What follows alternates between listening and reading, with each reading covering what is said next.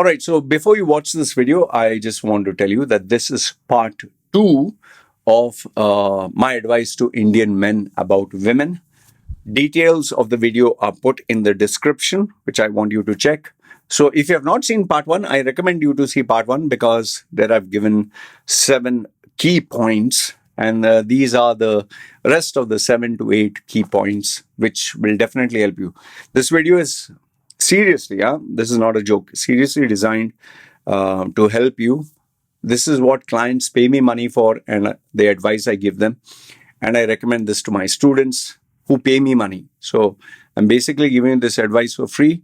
So bookmark this. Maybe you can refer it at a later stage. And if you agree, disagree, feel free to comment down below. Like I've said, in the description, part 1 and part 2, the links are there. Watch it. Any questions, feel free. And now let's start.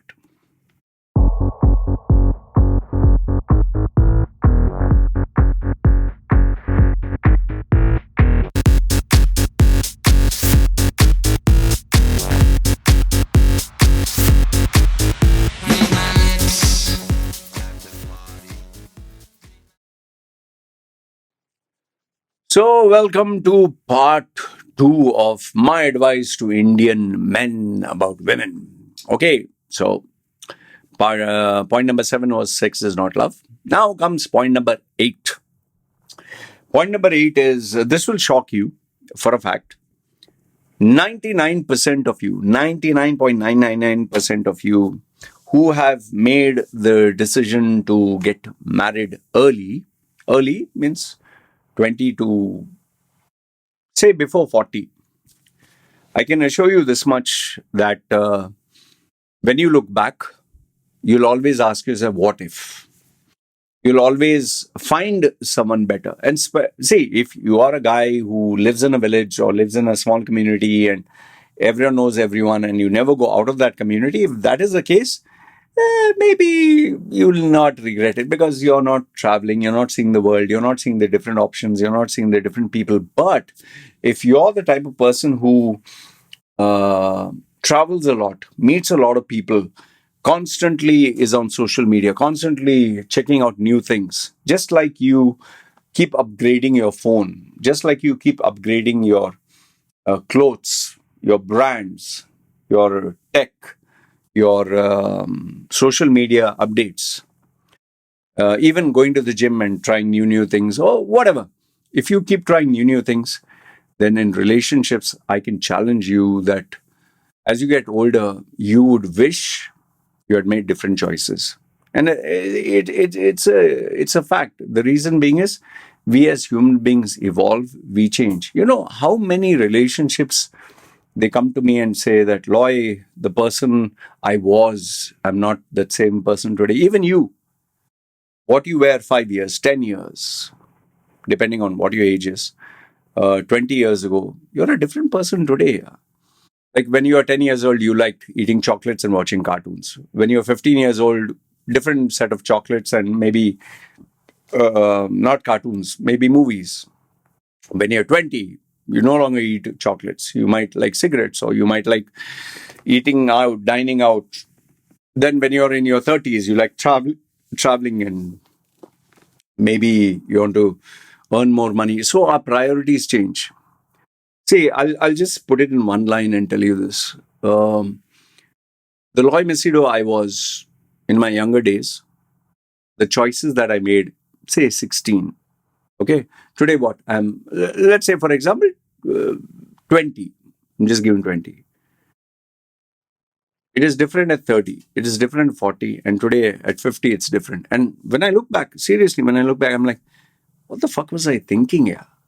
And the younger, when I look at myself very young, the girls that I was in love with, who I thought were the ultimate, the choices that I made, I'm like, oh my goodness, what was I thinking? I'm so bloody embarrassed. Just think about it. You also know, you also. See, remember, ask yourself, what was your first computer? What was your first car? What is it today? So there's an evolution. Just imagine if you, like why I tell people don't tattoo yourself.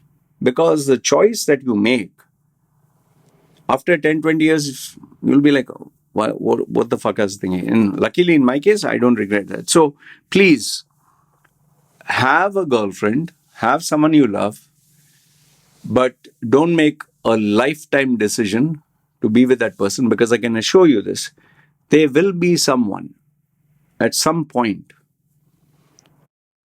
that you'd wish, sheesh, man, I wish I'd spend my life with this person. Now, I'm not saying for everyone.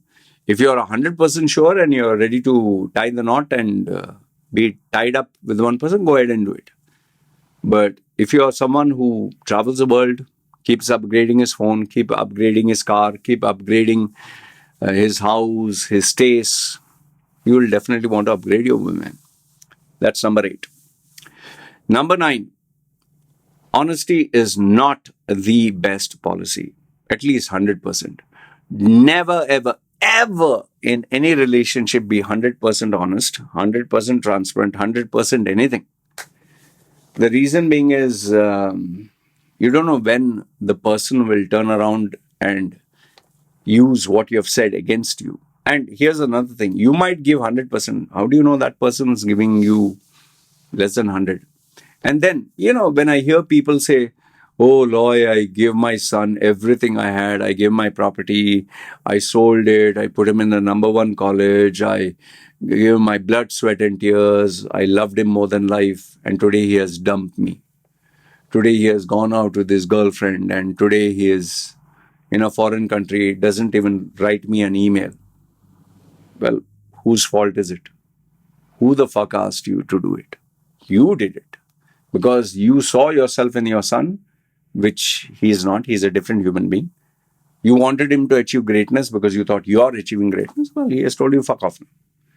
The same thing with the relationships. Oh, I love that girl so much. I gave her everything. I gave her half my money. I worked hard. I looked after her. And today she has dumped me in the dumps. Even girls tell me this. I gave him my virginity. I opened my legs for him. I opened my mouth for him. I opened my rear end for him and this and that. Shut up. Who asked you to do? So don't be 100% honest. I always tell people, boss, keep some for yourself. Ideally, it should be the Pareto principle, 80-20. But then people find it very hard. Well, then okay. Whatever percentage you give, remember, something should be left for you. Something which she should not know at all. Where you got the money from, how much money is there, how much money is in your bank account, secret one. What you do outside, who you talk to, where you visit. There should be privacy, there should be secrecy. Obviously, you'll say, oh, Loy, so you have kept secrets from my wife. Yeah, there are some things which I don't think my wife can handle. Some things which she just doesn't have the maturity. I mean, think about it. She's 16 years younger to me. She has been in a village. I'm not saying she's dumb. She's been in a simple village life where she is so gullible that she might actually give her password and a bank account to somebody. Like she might give it to her mother and say, I trust you 100%. And the mother might actually maybe write it down and leave it openly for anyone to see. Yeah, is it possible? Then if that happens and I lose everything, who do I blame? Like, let's say, I'm giving you a simple example. We get a lot of messages and forwards and emails. And just imagine someone got an email with a link. And all our accounts, bank accounts are connected. And my wife presses that link. And it turns out as a phishing link, no? Yeah. And the person cleans up their bank account. So who do I blame? So never ever give 100% to anybody. Whether you agree, don't agree, it's up to you. You are the boss. You control the stuff. Don't give 100%. Remember, honesty, sacrifice, whatever. Never give everything 100%. Otherwise, if tomorrow you don't get the ROI, don't complain, bitch about. And if you're dumped, don't cry, oh God, why this and that. Okay? Even your own child can kick you out. Remember that much. Nowadays, even mothers and fathers, if they know the child is not going to be worth it, they ask them, should we have the child or abort? That's the world we live in, boss. That's why DIY NK, dink, double income, no kids. Why do you think that's a reality? Number 10 is no matter how nice the girl's parents are, no matter how sweet they are, their loyalty is not to you. Their loyalty is to their daughter. They are nice to you only because the father feels, all the sacrifice, all the money, all the love, all the care has to give my daughter. This young man is going to shoulder everything. So if I used to pay $5,000 a month to take care of my kids' expense, her college education, her food, her stay, she is my baby girl. He will take all this burden and he will look after my daughter. Even the mother is like, oh, he will give so much of love that the daughter will forget us. Well, that's the hope and that's the expectation. But if you do not treat the daughter like the princess, like how the father treated, and don't love the daughter like how the mother and father, especially the mother, don't think they're going to be nice to you. And if you do break up, see, even if the relationship is in trouble, they'll come there to mediate. They'll come there and try to repair.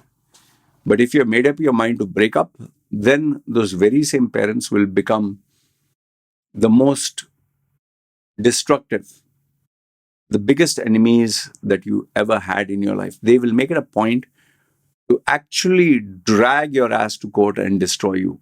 They'll do whatever they can to destroy you. Don't be shocked if you get fake rape claims or fake assault claims. I've seen this. I've had clients, no?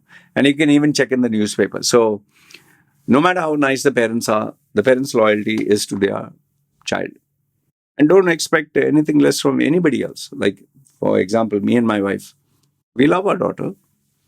Our loyalty will always be to our daughter, not to some other guy. Even if she is mad or whatever, we aren't going to take the side of the son-in-law or the boy. We'll always protect our daughter. So keep that in mind. Some people get carried away. Oh, my wife's mother and father, they love me. They treat me as their own son. They say, you're my son. You're my everything. You're the son I never had. Shut the fuck up, yeah. Treat your daughter, treat their daughter like a bitch and you'll come to know. Son I never had, sun, moon and stars. Okay. Number 11 is please be careful of a girl with social media. Okay. When I'll tell you, and this is a massive red flag, if the girl is with you, obviously, if it's a new relationship, she'll post it on social media to show her love for you. And if she doesn't show, that itself is a red flag. So anyway, she shows.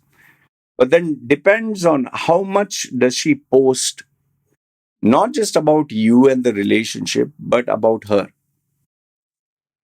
And the more a person posts on social media, the more unwanted drama, attention, stress, problems, destruction of your personal brand, your personal integrity, and your professional image will result. So I would tell you, be very, very careful of a girl who is active on social media. In fact, if there's an option, please do not have a female on social media because, when things are good, everything looks handy, dandy and nice. But when things are bad, oh my goodness, they can be so toxic. In fact, I've even known relationships where the girl created fake accounts to make sure that the guy's name is destroyed. Okay.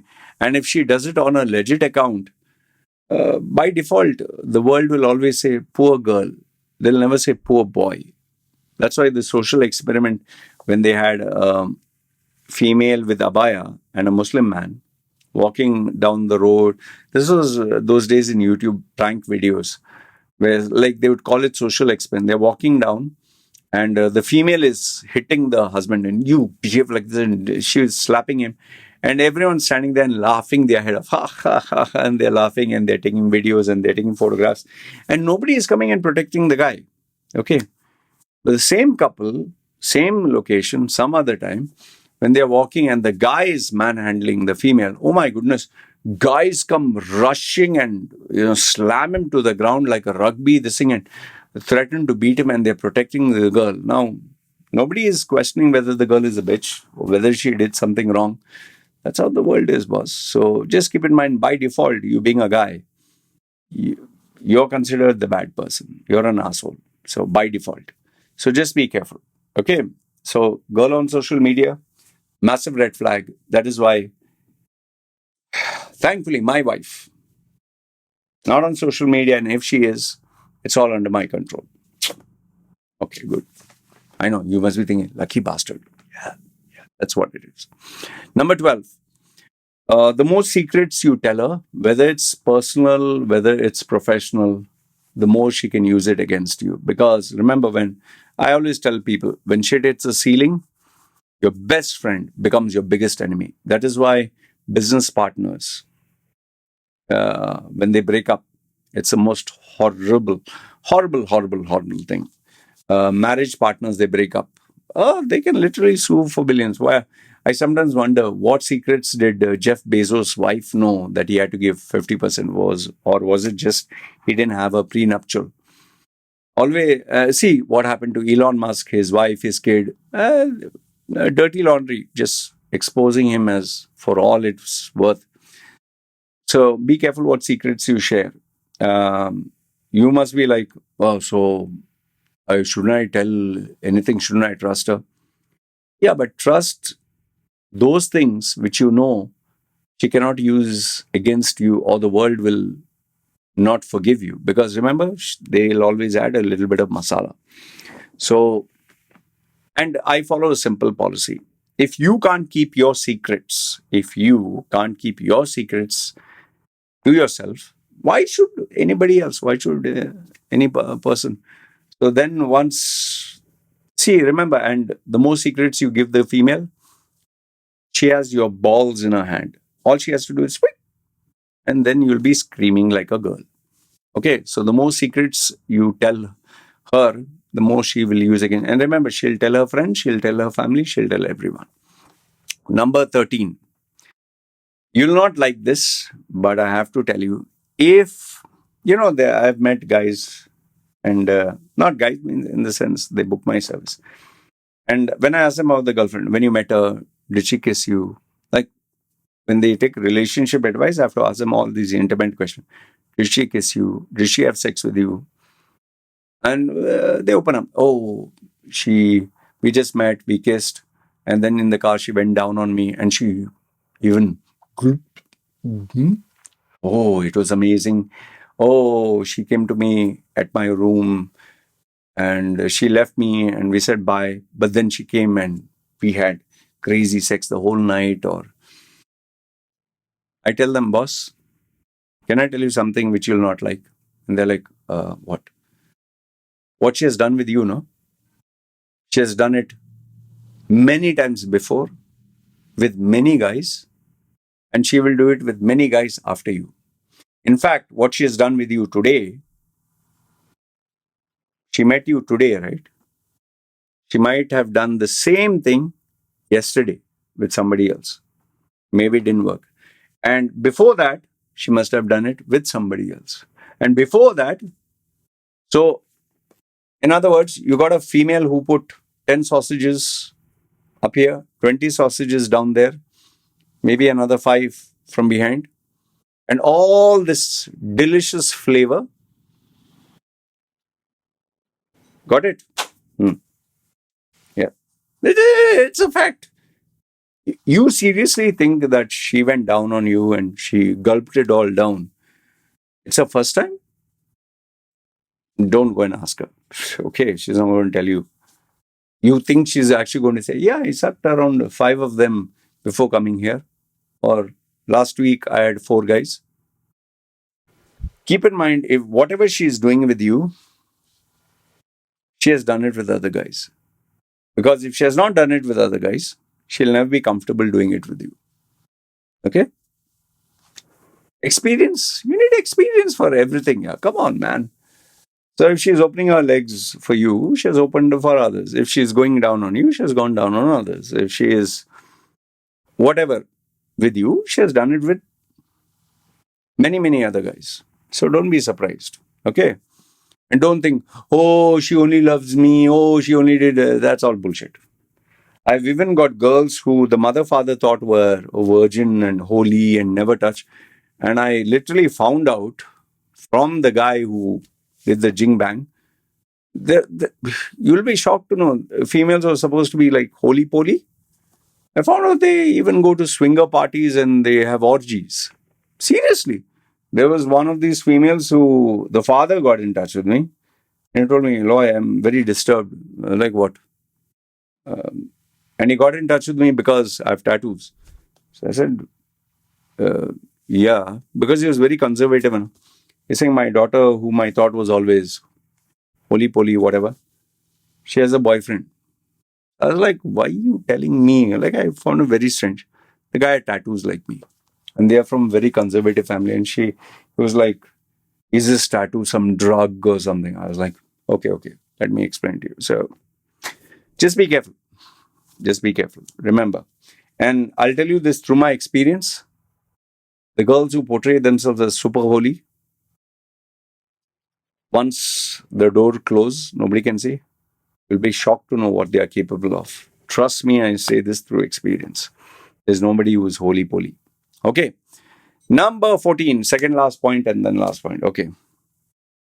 If a girl tells you sob stories, or she positions herself as a victim, or she tells you how bad her boyfriend was, how much he beat her, hit her, or whomsoever, that female is a massive red flag. She has mental, emotional issues. She's a no no.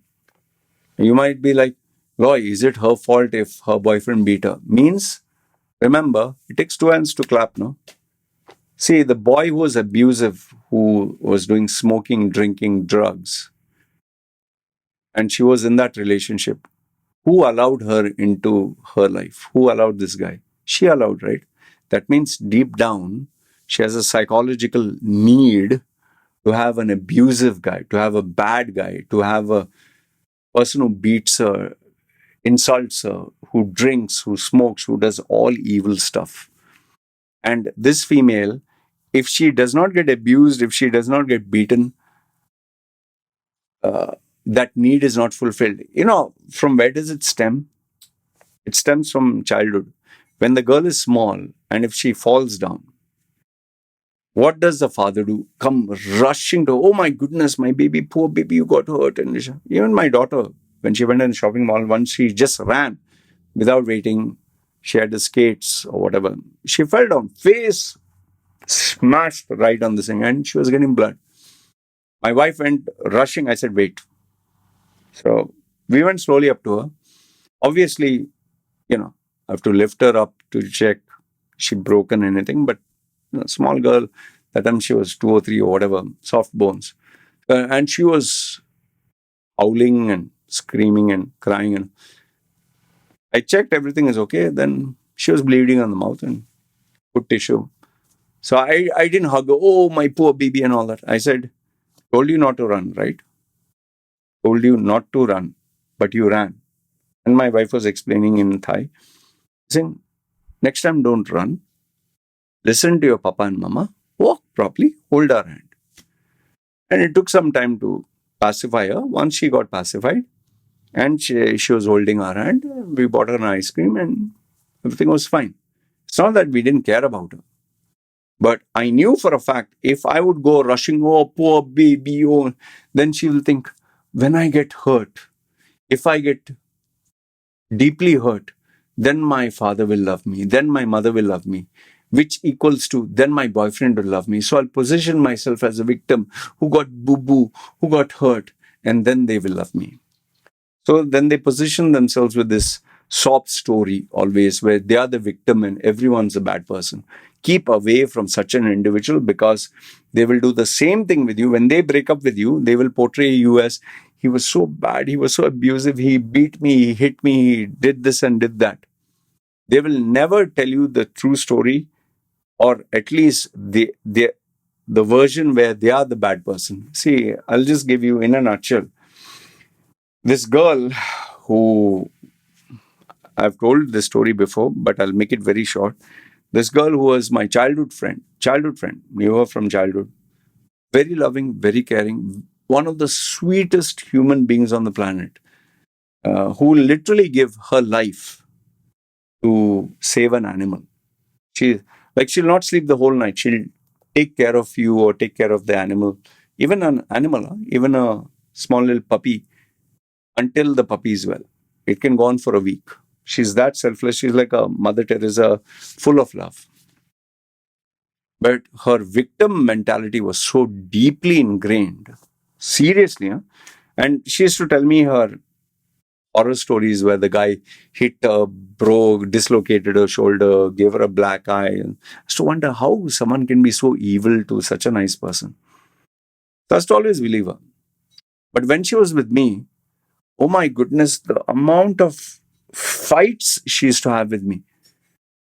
And after we broke up, I asked her, tell me something. When we, after we broke up, we became like, again, best friends.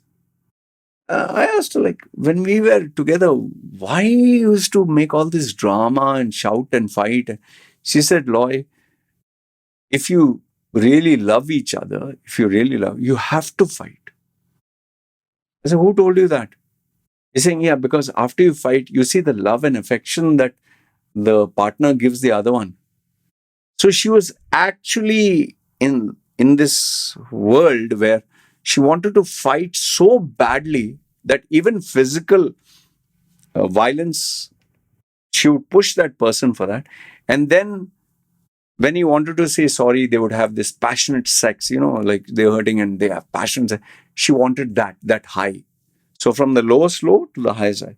And she had this mental issue so badly. Thank goodness she never married me. She dumped me and married another guy who supposed to be 100 times better than me, who the parents selected and said, at least he's not tattooed and he's respectable. Their marriage ended up in one of the worst legal troubles, and they literally destroyed each other completely. So anyway, if the person gives you victim card, keep away. And last, if not the least, the final magnum opus, climatic advice. This one is a little depressing, but the end advice I'll give you is your relationship will only get worse. You'll be like, what? If the relationship starts very high, very positive, very amazing, at such a unrealistic level where you have so much of love, passion, sex, romance, it's not possible to sustain it. Let's say you have sex 8 hours a day. You're having passionate sex until both of you climax like crazy. You squirt everywhere. You seriously think that's going to continue after 5 years? No, the sex will decrease. The romance. Oh, he takes me everywhere. He takes me to Maldives. He took me a 5-star hotel. Every day movie. That'll decrease. Oh, he massaged my feet every day. He kisses me, hugs me, loves me, pillow talk. That'll decrease.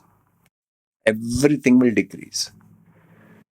And then when all of this decreases, well, why should you be nice to the person? See, when you meet the girl initially, first time, you'll dress up great, you'll smell nice, you'll get a beard trim, you'll pump your muscles in the gym, you'll wear these clothes, try to impress the girl.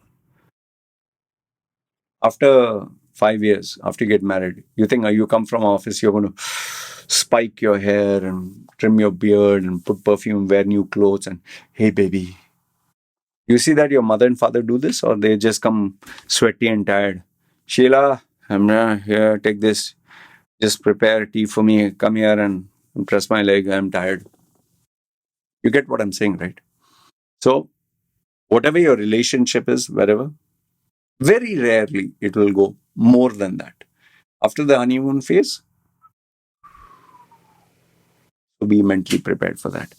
And that is why I tell people, if you have seen the best in your partner, well, be afraid, very afraid, you're going to see the worst in your partner.